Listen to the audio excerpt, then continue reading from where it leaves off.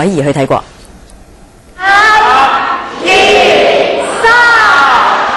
呢個巨型嘅月餅用低糖嘅餡料同埋杏仁做，健康兼有營養。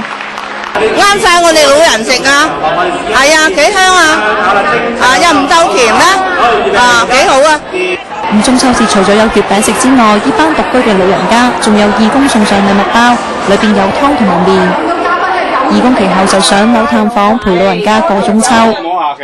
咁對於一班獨居嘅長者，好似90歲嘅成婆婆咁樣，咁中秋節令佢哋最開心嘅，唔一定係寫餐豐富嘅晚餐，反而係見到一班義工好有心探佢哋，送上一啲小心意，已經令佢哋好開心。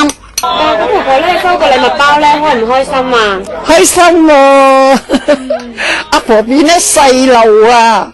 有陣你啲人嚟探訪咧，我覺得好開心嘅。好似成婆婆呢啲獨居嘅長者，好多時都唔中意同人接觸。有社工就話，當喺黃大仙已經有近1000名呢一類嘅隱蔽長者。例如有啲婆婆咧就中意執紙皮嘅啫，就一日到黑都喺度執紙皮，就好少話同人哋即係去溝通啦。啲時間咧就我嚟即係執下紙皮啊。咁有啲咧就係話真係咧有啲就比較孤獨一啲嘅，可能咧好少同人哋溝通。